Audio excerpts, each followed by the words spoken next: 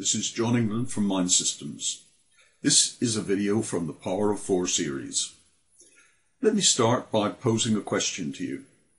Thinking back to the last time you made a major purchase, ask yourself, how did you get along with the salesperson? I'm not just talking about product knowledge, but how comfortable did you feel with that person?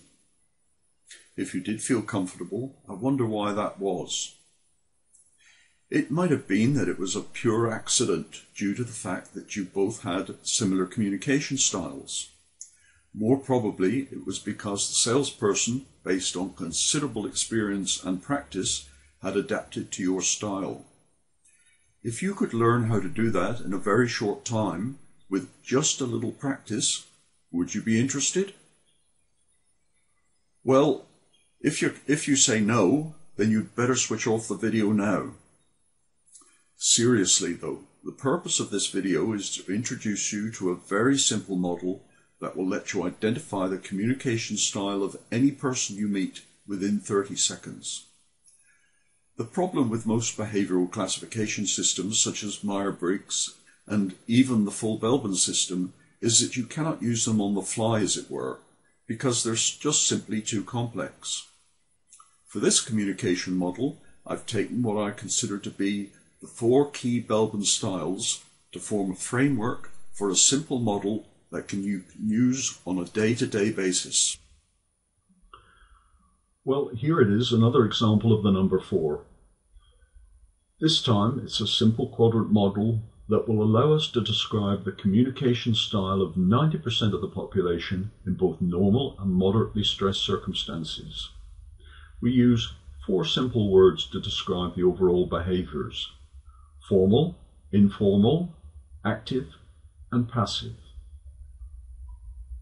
Let's expand these words. The formal person I describe as being somewhat stony-faced. In other words, it's the sort of person that doesn't tend to have a lot of expression on their face, and they don't tend to use their hands when they talk.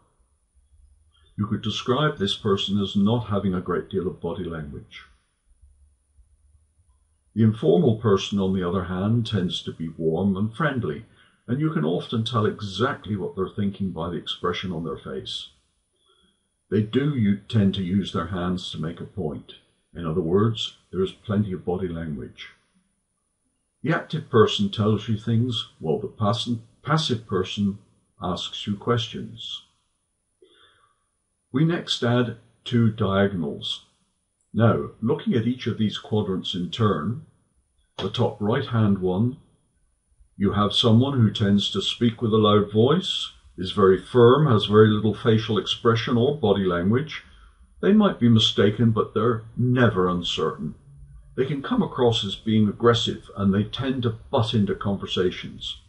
In Belbin terms, this is the SH or the shaper. In the next quadrant, we have someone who still has a loud voice and may well butt into conversations, but there's a lot more feeling in their voice as it tends to rise and fall, and there's significant expression on their face. They might use their hands to make a point. This is the RI, or the resource investigator.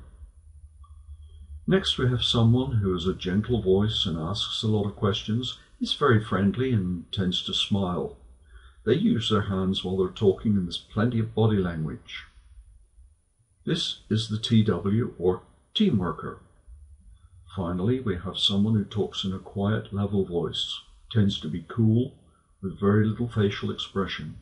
This is the ME, or monitor evaluator.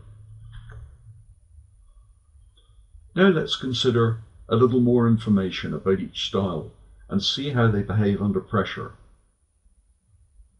First of all, there's the shaper. If you push them too far, they tend to become even more aggressive than they do normally.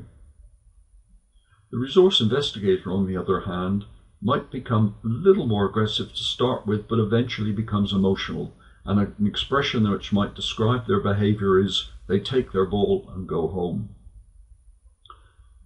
The team worker under pressure avoids the issue. This is because their most important consideration in life is how you feel, and they will do just about anything to avoid upsetting you. With difficult situations, They just deflect the conversation. And finally, we have the monitor evaluator, who, under pressure, they might not seem to react at all. The reality is that they might be feeling it internally, but they don't show it. Now, just to remind you of the basic characteristics of each style, which we introduced in the first introduction to Belbin video. The shaper, the symbol, visual symbol for the shaper is the stock whip. For the resource investigator, it's the phone because they're good communicators. The team worker likes doing things in groups of people.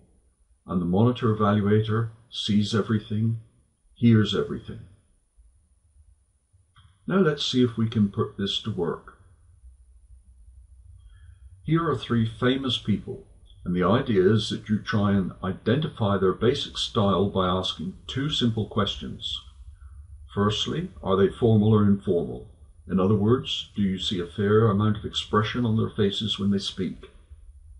The second question is there normal tendency to ask questions or tell people things? If you can answer those two questions, you're well on the way to being able to communicate well with these people. I suggest you pause the video, draw a basic quadrant on a piece of paper, and mark where you think each person comes. When you've done, restart the video. Well, what conclusion did you come to? This is my assessment.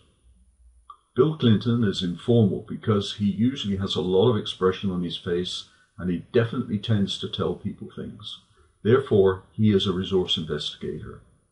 I also feel he's a little aggressive, so he's biased towards the shaper.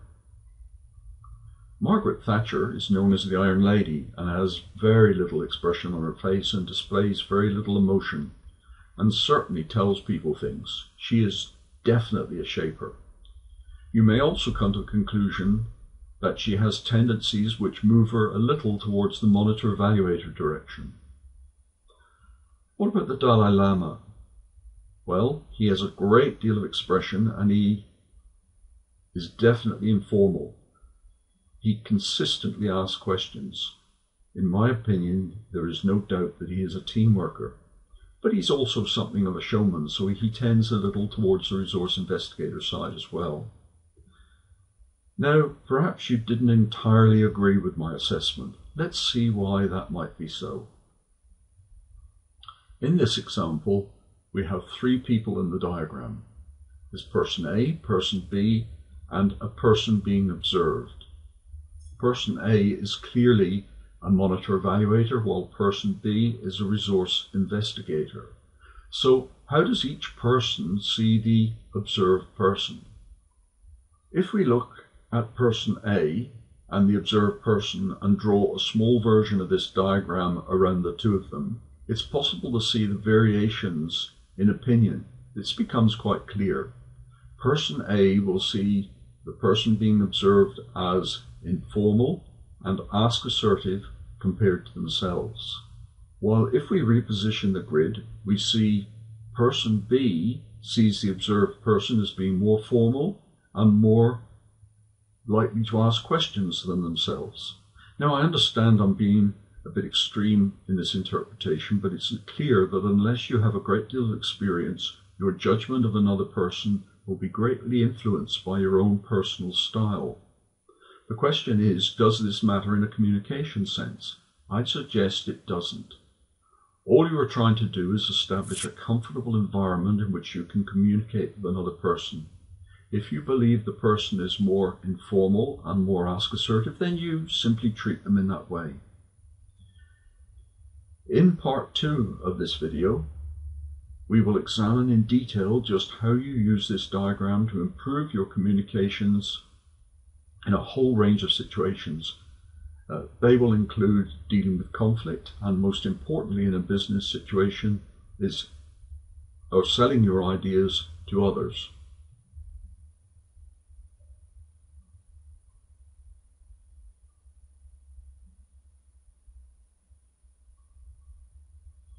Remember, just two questions: formal or informal, passive or active.